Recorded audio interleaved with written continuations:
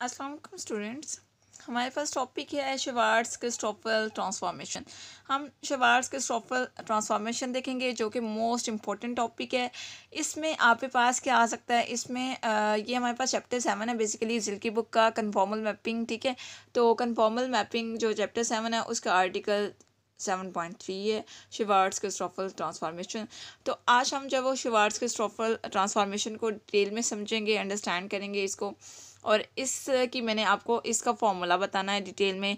और इसका फॉर्मूला बताने से पहले आपको कुछ इसकी बेसिक बताऊंगी कि इसकी बेसिक क्या है, एंड देन हम इसके फॉर्मूला की तरफ मूव करेंगे। ठीक है, तो सबसे पहले हम जब वो इसकी बेसिक की तरफ मूव करते हैं, जैसे कि ये जो है जीसी मेन कैंपस एक सेमेस्टर का कोर्स है, उसके साथ साथ जो है एमएससी सेकंड सेमेस्टर का भी कोर्स है। ठीक है, कॉम्प्लेक्स एनालिसिस 2। तो आपने क्या करना है, ज़्यादा से ज़्यादा स्टूडेंट्स को शेयर करना है ताकि ज़्यादा से ज़्यादा स्टूडेंट्स को मेन कैंपस का कोर्स मिल सके। ठीक है, तो देखिए स्टूडेंट्स, सबसे पहले हमारे पास टॉपिक क्या है, पॉलीगोनल रीजन। हमने श्वार्ट्ज़-क्रिस्टोफ़ल ट्रांसफॉर्मेशन को देखने से पहले हमने पॉलीगोनल रीजन पढ़ना है। पॉलीगोनल रीजन क्या होता है? अब polygonal region in the complex plane में इज़ अ रीजन, ये ऐसा रीजन होता है डैट इज़ बाउंडेड, ये किस किस चीज़ से बाउंड होगा, bounded by simple connected piecewise smooth curve. यानी कि आपके पास एक पॉलीगोनल रीजन है, ये आपके पास एक एक्स वाई प्लेन है, इसमें आपके पास यानी कि ये एक्स वाई हमने प्लेन ड्रॉ कर दिया जिसका रियल एक्सिस ये होता है और इमेजिनरी एक्सिस ये होता है। ठीक है, यानी कि वाई एक्सिस। ठीक है, तो ये हमने एक्स वाई प्लेन ड्रॉ कर लिया, कम्प्लेक्स प्लेन ड्रॉ कर लिया, क्योंकि हम कम्प्लेक्स एनालिसिस पढ़ रहे हैं तो हम कम्प्लेक्स प्लेन लेंगे। इसमें आपने क्या करना है, ये जो प्लेन है इस प्लेन में आपके पास एक रीजन है, और वो रीजन किससे बाउंड है, वो चार चीज़ों से बाउंड है।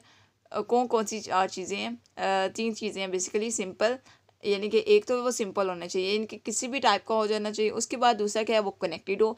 कनेक्टेड क्या होता है, लाइक एक पॉइंट यहाँ पर है और एक पॉइंट यहाँ पर है, तो ये दोनों आपस में पॉइंट जो है इंटरकनेक्टेड है, तो ये सिंपल और कनेक्टेड हो गया। उसके बाद पीस वाइज स्मूथ कर्व हो। पीस वाइज ये एक पीस हो गया, एक दूसरा पीस में यहाँ पे बना देती हूँ इस तरह से, एक तीसरा पीस इस तरह से बना देती हूँ। तो ये आपके पास क्या है, पीस वाइज स्मूथ कर्व है consisting of a finite number of line segment. इसमें आपके पास ये जो लाइन सेगमेंट है, दिस वन एक लाइन सेगमेंट, दिस वन दूसरा, दिस वन तीसरा, तो ये इस टाइप के लाइन सेगमेंट है। ये जो लाइन सेगमेंट है ये कितने हैं, हमारे पास finite number of line segment होना चाहिए। यानी कि ये आपके पास जो पॉलीगोनल रीजन है ये किस से बाउंड है, ये सिंपल है, कनेक्टेड है और पीस वाइज स्मूथ है। उसके अलावा ये कंसिस्ट करता है finite number of line segments पे, यानी कि इसमें आपके पास finite number of line segment हैं। और अब ये तो हमारे पास पॉलीगोनल रीजन हो गया। उसके बाद पॉलीगोनल रीजन की बाउंड्री किस टाइप की होगी, इसको भी हम डिस्कस कर लेते हैं। The boundary curve of a polygonal region is called a polygon. जो पॉलीगोनल रीजन की बाउंड्री होगी उसको हम पॉलीगोन बेसिकली बोलते हैं। ठीक है, and the end point of the line segment, जो लाइन सेगमेंट होता है उसके एंड पॉइंट को हम क्या बोलते हैं, वर्टिसेस बोलते हैं ऑफ द पॉलीगोन। लाइक अगर इस टाइप की कोई पॉलीगोन है, कोई इस टाइप की है, मैं कहती हूँ ये हमारे पास कनेक्टेड है, क्योंकि ये कनेक्टेड है ना, इसके यहाँ पे पॉइंट्स हैं। ठीक है, ये कनेक्टेड भी है और पीस वाइज भी है। ठीक है, पीस वाइज स्मूथ कर्व है, तो यानी कि ये सारी प्रॉपर्टीज इसमें हैं। इट मीन्स कि ये क्या है, पॉलीगोनल रीजन है। अब इस पॉलीगोनल रीजन में यहाँ पे पास एक रेक्टेंगल बन रही है। ठीक है, सॉरी ट्राइंगल, यहाँ पे पास एक ट्राइंगल है। अब इसमें अगर देखें तो यहाँ पे पास कनेक्टेड है, सिंपल है, कनेक्टेड है, पीस वाइज स्मूथ कर्व भी है, यानी कि यहाँ पे पास एक पॉलीगोनल रीजन भी है और इसमें यहाँ पे पास finite number of line segments भी हैं। अब इसमें अगर देखें तो ये जो कर्व, ये जो एरिया बाउंड कर रहा है, ये जो लाइंस बाउंड कर रहे हैं जिस इस एरिया को, ये जो लाइंस हैं, ये जो कर्व्स हैं, ये बेसिकली क्या होती है, पॉलीगोन की बाउंड्री होती है। ठीक है, और उसकी इसके जो ये जो कॉर्नर्स वाले पॉइंट है, दिस वन, ये तीन जो पॉइंट्स है कॉर्नर वाले, इन पॉइंट्स को हम क्या बोलते हैं, वर्टिसेस बोलते हैं। ठीक है, यानी कि ये जो वर्टिसेस हैं, ये जो कॉर्नर पॉइंट्स होते हैं, इनको हम स्पेसिफिक नाम दे देते हैं कि ये पॉलीगोन के वर्टिसेस हैं। ठीक है, अगर हमारे पास पॉलीगोन क्लोज हो जाए तब उस पॉलीगोन को हम क्या बोलेंगे, बाउंडेड पॉलीगोन बोलेंगे। लेकिन अगर कोई इस टाइप की पॉलीगोन है, ये ये भी एक पॉलीगॉन है, क्योंकि ये मैंने सारी प्रॉपर्टीज इस पर भी सेटिस्फाई करवाई हैं, इस पर भी सेटिस्फाई करवाई हैं पॉलीगॉन की, ठीक है। अब ये पॉलीगॉन ओपन है, तो इस टाइप की पॉलीगॉन को हम क्या बोलते हैं, अनबाउंडेड बोलते हैं। तो पढ़ लेते हैं, if a polygon is close curve, अगर पॉलीगॉन क्या है, क्लोज कर्व है, then the region enclosed by the polygon, जो रीजन पॉलीगॉन क्लोज करेगा उसको हम क्या बोलेंगे, बॉन्डेड पॉलीगॉन रीजन। वो रीजन क्या होगा, बॉन्डेड पॉलीगॉन रीजन होगा। लेकिन and polygon region that is not bounded, अगर वो बॉन्डेड नहीं है, यानी कि ये क्लोज है और ये ओपन है, ओपन है तो बॉन्डेड नहीं है, तो बॉन्डेड नहीं है तो उसको हम क्या बोलेंगे, अनबॉन्डेड पॉलीगॉन रीजन। तो ऐसे रीजन को हम क्या बोलते हैं, अनबॉन्डेड पॉलीगॉन रीजन बोलते हैं। ठीक हो गया, यहाँ तक बात क्लियर होगी। हमने क्या देखा, पॉलीगॉन रीजन क्या है। पॉलीगॉन रीजन के लिए सबसे पहले हमने एक कम्प्लेक्स प्लेन देखा। कम्प्लेक्स प्लेन में हमने जो कम्प्लेक्स प्लेन का कोई रीजन देख लिया, उसमें हमने प्रॉपर्टीज़ लगाई हैं कि वो सिंपल होना चाहिए, कनेक्टेड होना चाहिए। तो हमने एक लाइन सेगमेंट ले लिया जो कि कनेक्टेड था आपस में। अब उसमें हमने पीस वाइज स्मूथ कर्व्स भी लेनी है, तो हमने कुछ कर्व्स ली जिससे इस टाइप की शेप बनती है, या हम कहते हैं ये शेप बन गया, कोई भी शेप बन सकती है। ये बन सकता है, दिस वन, ये बन सकता है, ठीक है, पेंटागोन, इस टाइप की, मतलब कोई भी शेप बन सकती है। ये भी आपके पास पॉलीगोनल रीजन है, ठीक है। अब देखिए, हमने ये सारी चीज़ें देख ली। अब उसमें आपके पास finite number of line segments हों, तो वो भी प्रॉपर्टी हमने देख ली।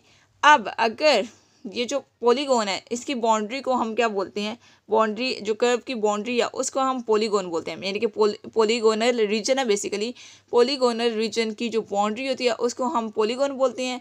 और जो इस एंड पॉइंट्स होते हैं, यानी कि जो हमारे पास पॉइंट्स हैं जिससे लाइन सेगमेंट अटैच हैं एक दूसरे के साथ, उन पॉइंट्स को हम वर्टिसेस बोलते हैं पॉलीगोन के।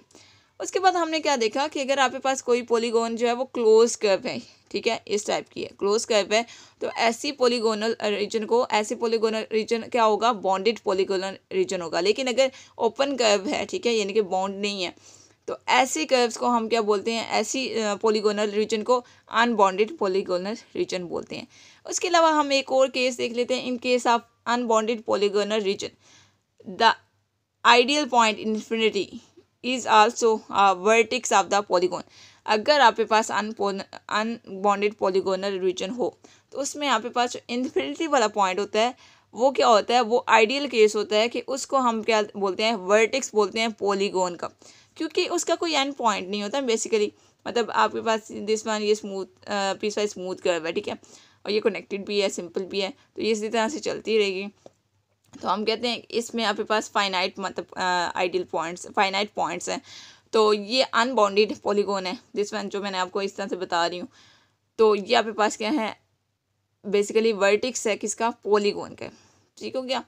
आई होप कि आपको पॉलीगोन की डेफिनेशन समझ आ गई, पॉलीगोनल रीजन की डेफिनेशन समझ आ गई होगी। अब हम कुछ डायग्राम से भी समझ लेते हैं इसको। अब देखिए स्टूडेंट्स, यहाँ पे पास डायग्राम है, दिस वन और दिस वन। ये आपके पास क्या है, ये आपके पास यानी कि पॉलीगोनल रीजन है, दिस वन, ये वाला, और ये भी आपके पास एक पॉलीगोनल रीजन है। लेकिन कैसे, मतलब आप देखें, अगर इसको यहाँ पर अगर मैं ड्रॉ करके बताती हूँ, तो दिस वन मैं एक पॉइंट ले लेती हूँ, ये एक पॉइंट, सबसे पहले ये सिंपल एंड, मतलब सिंपल यानी कि किसी भी टाइप का हो, कनेक्टेड है, कनेक्टेड हो गया। इस टाइप के डिफरेंट पॉइंट्स इस तरह से कनेक्टेड हम कर लेते हैं यहाँ पर, तो ये वाली शेप हम बना लेते हैं, ठीक है। ये जो पॉइंट है ये इसके क्या है, वर्टिसेस हैं, ठीक है, ओके। और ये जो इसकी बाउंड्री है, मतलब ये वाले जो ये वाला जो एरिया है दिस वन, ये इसकी बाउंड्री है पॉलीगोनल रीजन की। ठीक हो गया। तो यहाँ पे पास एक पॉलीगोनल रीजन है। अब इस पॉलीगोनल रीजन को आप देखें तो ये क्लोज कर्व है। कर्व क्या है, क्लोज है ना। कर्व तो किसी भी शेप की होती है, तो इसकी बाउंड्री को हम कर्व का नाम दे रहे हैं, दिस वन। ये जो साइड्स है इस तरह से, ये जो साइड्स हैं जिसको मैं डार्क कर रही हूँ, यहाँ पे पास क्या है, बेसिकली कर्व है, और ये क्लोज कर्व है, ठीक है, क्लोज कर्व है। तो जब ये क्लोज कर्व है तो ये क्या है, बॉन्डेड पॉलीगोनल रीजन है। लेकिन यहाँ पर अगर आप देखें, फोकस करें, तो ये क्लोज नहीं है, यहाँ पर कोई लाइन नहीं है, कुछ भी नहीं है, ये क्लोज नहीं है। लेकिन ये आपके पास सिंपल भी है, कनेक्टेड है, आपस में एक दूसरे के कनेक्टेड है, और पीस वाइज भी है, ठीक है, पीस वाइज स्मूथ कर्व भी है। तो यानी कि ये पॉलीगोनल रीजन तो है, लेकिन ये अनबाउंडेड है, क्योंकि ये ओपन कर्व है, क्लोज कर्व नहीं है, ठीक है, ओपन कर्व है। आई होप कि आपको ये बात समझ आ गई होगी डायग्राम से। तो अब हम जब वो पॉलीगोनल रीजन से रिलेटेड जब वो सिंपल सी एग्जांपल्स देख लेते हैं कि एग्जांपल आपके पास क्या है। सिंपल एग्जांपल्स है हमारे पास पॉलीगोनल रीजन की। Include the region bounded by the triangle. आपके पास एक ट्राइंगल है जिसके वर्टिसेस इस तरह से गिवन है, तो हम एक जब वो प्लेन ड्रॉ करते हैं जिसका फर्स्ट वर्टिक्स जो है वो 0 पे है, सेकंड वर्टिक्स हम कहते हैं 1 पे है, थर्ड वर्टिक्स अयोटा पे है। तो ये आपके पास इस तरह की एक ट्राइंगल बन गई है। अब देखें ये जो ट्राइंगल है ये आपके पास पॉलीगोनल रीजन भी है, ये क्योंकि ये आपके पास simple connected and piecewise भी है, ठीक है। और ये आपके पास एक पॉलीगोनल रीजन है जो कि बॉन्डेड है, ठीक है। तो ये बॉन्डेड पॉलीगोनल रीजन की हमने एक एग्जांपल देखी। उसके अलावा आप एक और एग्जांपल देखें तो ये आपके पास यहाँ पर देखें कि आपके पास क्या है कि एक रीजन है 0 लेस दैन और इक्वल्स टू एक्स, एक्स क्या हो लेस दैन और इक्वल्स टू 1 हो, और 0 less than equals to y and y less than क्या हो इन्फिनिटी हो। अब इसको आप ड्रॉ कैसे करेंगे। दिस वन एक्स आपके पास क्या है 0 से 1 है, तो यहाँ पर आएगा, ठीक है। 0 लेस दैन यानी कि 0 less than equals to x, और एक्स क्या है लेस दैन इक्वल्स टू 1 है, तो मैं यहाँ कहती हूँ यहाँ पे 1 पॉइंट आ गया। और वाई क्या है, वाई हमारे पास इन्फिनिटी है। और आप एक और चीज़ याद रखें कि आपने श्वार्ज़-क्रिस्टोफ़ल में हमेशा इन्फिनिटी को पॉजिटिव ही देखना होता है, पॉजिटिव इन्फिनिटी। नेगेटिव इन्फिनिटी आप कभी भी नहीं देखोगे, ये भी आपको बात बता दूं। ये जब हम श्वार्ज़-क्रिस्टोफ़ल थ्योरम की डेफिनेशन और इसका प्रूफ देखेंगे तो वहाँ पर आपको ये बात समझ आ जाएगी कि हम क्यों जब वो पॉजिटिव इन्फिनिटी देखते हैं। अब देखिए हमारे पास इसको ड्रॉ कर लेते हैं। तो ये आपके पास ये वाई एक्सिस है, ठीक है। दिस वन कि कम्प्लेक्स एक्सिस है, ये इन्फिनिटी दिख जा रहा है, कोई इसका लिंक नहीं है। अब ये जो कि हम कहते हैं एक्स दिस वन है ये, ठीक है। मैं कहती हूँ इतना। अब देखिए यहाँ पर अगर आप देखें तो ये आपके पास अनबाउंडेड पॉलीगोनल रीजन है, दिस वन ये वाला। उसके अलावा आप अगर ड्रॉ करें यहाँ पर एक और एग्जांपल देख लें कि आपके पास वर्टिसेस किस तरह से 0 1 और इन्फिनिटी जो कि आपने यहाँ पर ड्रॉ किए ये वाले वर्टिसेस, ठीक है, यानी कि इस एग्जांपल की। तो आपने वर्टिसेस किस तरह से ड्रॉ किए, 0 किया 1 किया, ठीक है। 0 1 तो आपने कर दिया, और इन्फिनिटी आपने ड्रॉ किया, प्लस इन्फिनिटी करना था तो प्लस इन्फिनिटी आपने ड्रॉ कर लिया। तो ये आपके पास यहाँ पर सिंपल और कनेक्टेड तो है और पीस वाइज भी है, लेकिन ये अनबॉन्डेड है, ठीक है, ये बॉन्डेड नहीं है। तो ये आपके पास bounded and unbounded polygonal region की एग्जांपल्स होगी हैं। आई होप कि आपको ये सिंपल सी एग्जांपल समझ आ गई होंगी। कोई भी चीज़ अगर समझ नहीं आती तो ऐसे स्टूडेंट्स जो व्हाट्सएप ग्रुप में ऐड है वो व्हाट्सएप पे पूछ सकते हैं, और ऐसे स्टूडेंट जो व्हाट्सएप पे ऐड नहीं है वो यूट्यूब कमेंट बॉक्स से पूछ सकते हैं। और आपने क्या करना है, मेरे चैनल को लाइक करना है। अगर वीडियो अच्छी लगती है तो वीडियो को लाइक करें, चैनल को सब्सक्राइब कर लें, और उसके अलावा शेयर ज़्यादा से ज़्यादा करें। अब हम जब वो करते हैं कि क्रिस्टोफल थ्योरम की स्टेटमेंट देख लेते हैं एंड देन हम उसका प्रूफ देखेंगे, ठीक है। तो देखिए स्टूडेंट्स हमारे पास श्वार्ज़-क्रिस्टोफ़ल फार्मूला है, मतलब बेसिकली ये थ्योरम है। थ्योरम की हम स्टेटमेंट देखने लगे हैं, तो स्टेटमेंट आपने याद रख लेनी है क्योंकि पेपर में स्टेट एंड प्रूफ श्वार्ज़-क्रिस्टोफ़ल थ्योरम आ सकता है, यानी कि स्टेटमेंट के साथ पूछा जा सकता है। तो आपने स्टेटमेंट को बहुत अच्छे से याद कर लेना है। सबसे पहले हम स्टेटमेंट को समझ लेते हैं एंड देन हम इसके प्रूफ की तरफ मूव करेंगे। Let f be a function, f आपके पास क्या है, एक फंक्शन है, that is analytic in domain y क्या हो ग्रेटर देन 0। अब देखें जो मैं बात अभी आपको बता दी थी कि इसमें हमेशा पॉजिटिव इन्फिनिटी होता है, इसका जिक्र आ गया। सबसे पहले फंक्शन क्या है, एनालिटिक है। एनालिटिक क्या है तो डिफरेंशिएबल है। डोमेन आपके पास क्या है, वाई क्या होना चाहिए, ग्रेटर देन 0 होना चाहिए, यानी कि वाई आपके पास क्या है, ये आपके पास एक्स वाई प्लेन है, इसका अपर हाफ प्लेन जो है इसी में वाई जो है वो ग्रेटर देन 0 होता है ना अपर हाफ प्लेन में। तो इट मीन्स के वाई क्या है प्लस इन्फिनिटी तक जाएगा, नेगेटिव इन्फिनिटी नहीं आएगी यहाँ पर, ठीक है। एंड हैज़ द डेरिवेटिव, और इस फंक्शन का डेरिवेटिव क्या होना चाहिए। आपके पास फंक्शन क्या है, एनालिटिक है। एनालिटिक है इट मीन्स के डिफरेंशिएबल है, उसकी डोमेन क्या है, अपर हाफ प्लेन है, और उस फंक्शन का डेरिवेटिव क्या होना चाहिए, a prime of the equal होना चाहिए दिस वन, क्योंकि यह हमें गिवन है a into z minus x1 alpha 1 over pi minus 1 x z minus x2 alpha 2 over pi minus 1 up to so on xn तक।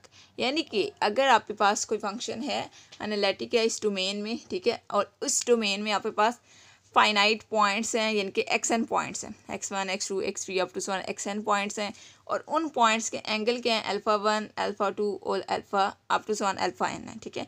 इस तरह से एंगल हैं उसके में। अब इन में आपके पास रिलेशन किस तरह से है कि आपके पास फंक्शन का जो डेरिवेटिव है उसमें आपने जी माइनस x1 करना है और यहाँ से अल्फ़ा 1 ओवर पाई माइनस 1 करना है। इसी तरह से सारे एंगल्स को इसी तरह से डील करना है, ठीक है।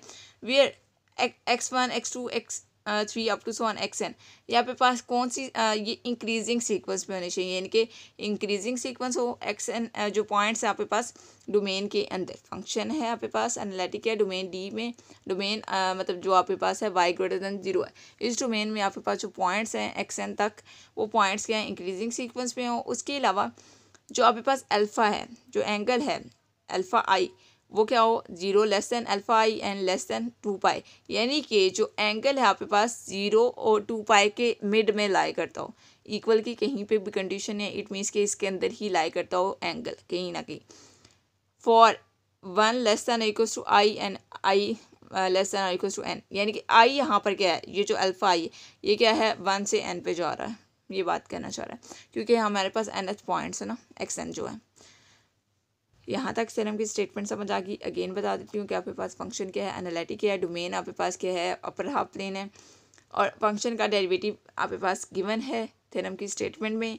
उसके बाद उसने क्या बोला है, जो हमारे पास डोमेन के अंदर पॉइंट्स हैं वो इंक्रीजिंग सीक्वेंस में होने चाहिए, और उन पॉइंट से बनने वाला जो एंगल है वो 0 और पाई के अंदर लाई करे, ना 0 हो ना पाई 2 पाई हो, 0 और 2 पाई के अंदर लाई करना चाहिए। उसके अलावा यहाँ पर जो अल्फ़ा आई लिखा हुआ है ये आपके पास क्या है, या यहाँ पे पास यानी कि 1 से n पे तक जा रहा है, यानी कि 1 2 3 4 इस तरह से n तक जा रहा है। उसके बाद आपने नेक्स्ट हम देखते हैं, नेक्स्ट क्या बोला गया है कि a आपके पास जो है यहाँ पर दिस वन डेरिवेटिव में जो a है ये आपके पास क्या है, कम्प्लेक्स कांस्टेंट है।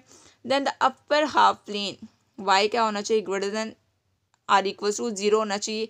जो आपके पास अपर हाफ प्लेन है, जो डोमेन है, डोमेन में अपर हाफ प्लेन जो है वो कहाँ पे मैप करना चाहिए, mapped by w equals to f of z onto an unbounded polygonal region with interior angle alpha 1 alpha 2 up to so on alpha n। अब इस सारी बात का मतलब क्या है, आपके पास जो डोमेन है, डोमेन जो है मैप करनी चाहिए, तो मैप जब करेगी तो हमारे पास w वाला फंक्शन आ जाएगा, और ये आपके पास जो मैप यानी कि हमारे पास यहाँ पे पॉलीगोनल जो रीजन होगा वो अनबाउंडेड होगा।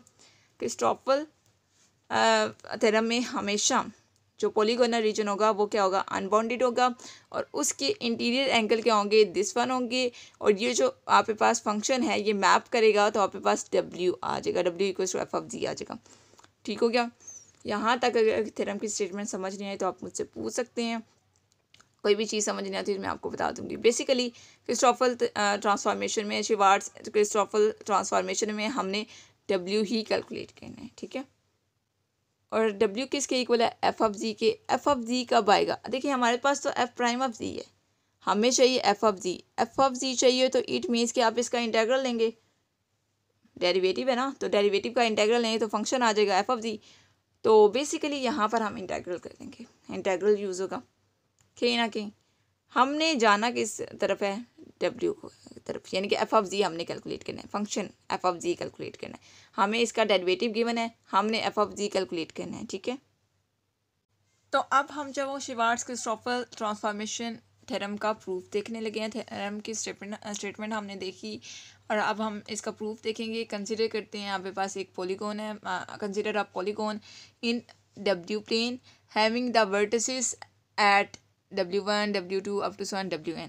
आपके पास दिस वन ये जी प्लेन है, इसमें आपने एक अनबाउंडेड पॉलीगॉन ले लिया है, क्योंकि थ्योरम की स्टेटमेंट में हमने क्या देखा था कि आपके पास जो पॉलीगोनल रीजन है वो अनबाउंडेड होना चाहिए। यहाँ पे पास एक पॉलीगोनल रीजन है जो कि अनबाउंडेड है, और इसके वर्टिसेस आपने ले लिए दिस वन, ये वर्टिसेस पॉइंट होते हैं यहाँ पर, ठीक है।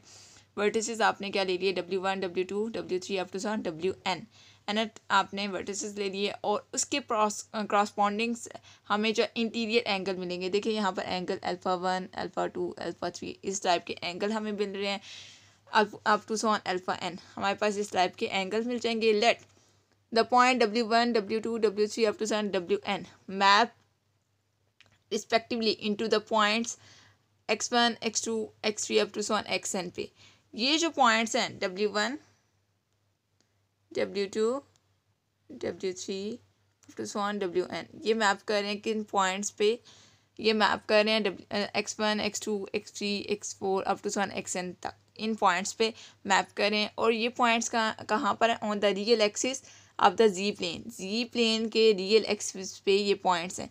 क्योंकि हमने एक कंडीशन देखी थी कि y क्या ग्रेटर देन 0 हो, यानी कि शिवार्ट्ज क्रिस्टोफर ट्रांसफॉर्मेशन में हमेशा अपर प्लेन होगा दिस वन, इससे नीचे ये पॉइंट्स नहीं जा सकते, इसी पॉइंट इसके ऊपर ही लाई करेंगे। ठीक हो गया, यहाँ तक बात समझ आ गई। अगेन मैं रिवाइज करती हूँ कि आपके पास एक पॉलीगोनल रीजन है जो कि आपके पास W प्लेन में है, W प्लेन के आपने वर्टिसेस ले लिए। आपके पास जो पॉलीगोनल रीजन है वो कौन सा होना चाहिए, अनबाउंडेड पॉलीगोनल रीजन होना चाहिए। अनबाउंडेड आपने पॉलीगोनल रीजन ले लिया W प्लेन में, और W प्लेन में आपने पॉइंट्स लिए हैं W1, W2, W3 up to so on WN। इन पॉइंट्स को आपने वर्टिसेस बोल लिया, और ये जो वर्टिसेस हैं इसके इंटीरियर एंगल आपने देख लिए α1, α2, α3 up to so on αn। उसके अलावा ये जो पॉइंट्स हैं W1, W2, W3, ये जो up to so on WN, ये पॉइंट्स अब मैप करेंगे जी प्लेन में। तो यहाँ जी प्लेन में हमारे पास पॉइंट्स आ जाएंगे, कौन से पॉइंट्स आएंगे, X1, X2, X3 up to so on XN। ये पॉइंट्स हमारे पास आएंगे कहाँ पर, रियल एक्सिस में, जी प्लेन में रियल एक्सिस में ये पॉइंट्स आ जाएंगे। तो यहाँ तक आपको क्लियर हो गया। अब नेक्स्ट हम देखते हैं a transformation which map the interior R, एक ट्रांसफॉर्मेशन जो मैप करती है इंटीरियर आर पे, यानी कि जो आपके पास रीजन है आर, दिस वन, ये वाला रीजन, इस पे अगर मैप करती है of the polygon of the W plane onto the upper half F prime of the z plane. यहाँ पे पास आर रीजन है और यहाँ पे पास आर प्राइम है। ठीक है, अब अगर कोई ट्रांसफॉर्मेशन कोई पॉलीगोन है, ठीक है, जिस मान ये कोई पॉलीगोन है जो कि आपके पास क्या है W प्लेन में है, ये मैप करिए जी प्लेन में, और जी प्लेन में भी आपके पास एक पॉलीगोन ही बन रही है। And the boundary of the polygon on the real axis, इस पॉलीगोन की जो जी प्लेन में पॉलीगोन है उसकी बाउंड्री क्या है, रियल एक्सिस है, इज गिवन बाय आपके पास जो क्रिस्टोफर ट्रांसफॉर्मेशन में F prime of z given था।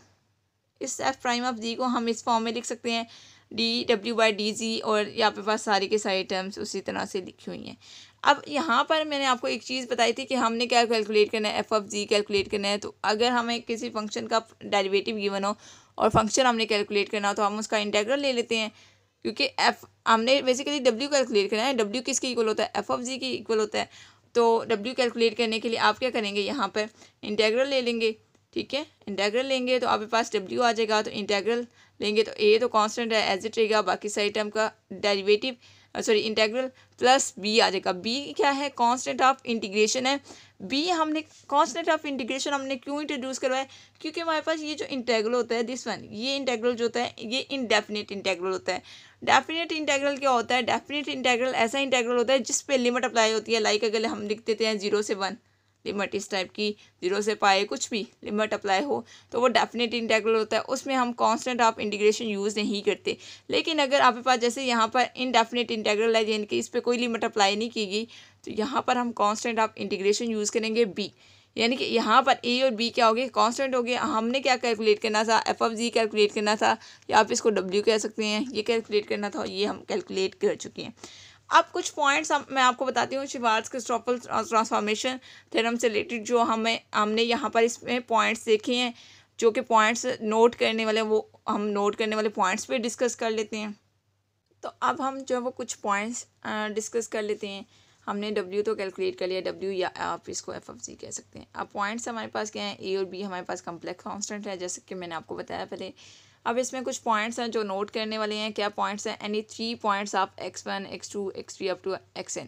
इसमें आपके पास कोई भी 3 पॉइंट्स लें, can be chosen at will. आप कोई से भी 3 पॉइंट्स इसमें से चूज़ कर सकते हैं। ये जो आपके पास इंक्रीजिंग सीक्वेंस की फॉर्म में पड़ी होगी, जो कि हमें थ्योरम की स्टेटमेंट में गिवन है कि जो आपके पास X1 लेसन होगा X2 से, X2 जो है वो लेसन होगा XV से up to so on XN तक। ठीक है, यानी कि ये इंक्रीजिंग सीक्वेंस में होगी। इसमें से आप कोई से भी 3 पॉइंट चूज़ कर लें। The constant A and B determine the size. Constant A और B हमें क्या बताएंगे, साइज़ बताएंगे, और ओरिएंटेशन बताएंगे, and position of the position यानी कि बताएंगे पॉइंट्स की। पॉइंट्स की पोजीशन क्या है, मतलब पॉइंट्स बेसिकली ना आपके, अगर आप इसको पॉलीगोनल रीजन बोले, पॉलीगोनल रीजन जो है, पॉलीगोनल रीजन जिन पॉइंट से मिलकर बना है, वो जो पॉलीगोनल रीजन है उसका साइज़ क्या है, उसकी ओरिएंटेशन क्या है और इसकी पोजीशन क्या है, ये हमें जो ए और बी जो कांस्टेंट है ये बताएंगे। उसके बाद अगर आपको कोई आपके पास एक्स एन अगर आप चूज़ करते हैं, एक्स एन क्या होना चाहिए, अगर इन्फिनिटी नंबर हो, यानी कि एक्स एन क्या हो, इन्फिनिटी हो, एक्स एन क्या हो, इन्फिनिटी हो, देन हमारे पास क्या होगा, जो एक्स एन वाली टर्म है वो इन्वॉल्व नहीं होगी यहाँ पर, क्योंकि इन्फिनिटी हो जाएगा, यानी कि हमने इन्फिनिटी नहीं लेना। ये बात कहाँ पर लिखी हुई है, आप देखें 4 वाला पॉइंट देखें, infinite open polygon can be considered as limiting case of close polygon. आपके पास इनफाइनाइट ओपन पॉलीगोन जो होती हैं can be considered as limiting, जो क्लोज मतलब पॉलीगोन है उसका केस क्या कहते हैं, लिमिटिंग केस बना देते हैं। यानी कि आपने अगर आप जो वो एक्स एन को इन्फिनिटी लेते हैं तो एक्स यानी कि एक्स एन वाली जो टर्म है इसमें, इस इक्वेशन में और इस इक्वेशन में एक्स एन वाली टर्म वैनिश हो जाएगी, इन्वॉल्व ही नहीं होगी बेसिकली। तो यहाँ पे पास 4 इंपॉर्टेंट पॉइंट थे। आई होप स्टूडेंट्स कि आपको शिवार्ट्ज-क्रिस्टोफल थ्योरम समझ आ गया होगा। कोई भी चीज़ समझ नहीं आती तो आप मुझसे पूछ सकते हैं। हमने शिवार्ट्ज-क्रिस्टोफल थ्योरम देखा, जिनकी बुक से हम देख रहे हैं आर्टिकल्स 7.3, और हमने पॉलीगोनल रीजन देखा, क्योंकि पॉलीगोनल रीजन पढ़े बिना और उसको समझे बिना हम शिवार्ट्ज-क्रिस्टोफल थ्योरम नहीं पढ़ सकते थे। नेक्स्ट लेक्चर में हम जब शिवार्ट्ज-क्रिस्टोफल थ्योरम से रिलेटेड एग्जांपल्स करेंगे एंड देन हम जब एक्सरसाइज के सॉल्यूशन पे मूव करेंगे। आई होप स्टूडेंट्स आपको हर चीज़ क्लियर होगी। आपने चैनल को सब्सक्राइब कर लेना है ताकि आपको कोई भी लेक्चर मिस ना हो। लेक्चर नहीं मिलते तो प्लेलिस्ट पे जाएं, प्लेलिस्ट पे सीक्वेंस से लेक्चर्स पढ़े हुए हैं, और आप शेयर करें ज़्यादा स्टूडेंट्स को, क्योंकि हम जीसी मेन कैंपस का कोर्स पढ़ रहे हैं। उसके अलावा आपको अगर वीडियो अच्छी लगती है तो आप वीडियो को लाइक करें। अल्लाह हाफिज़।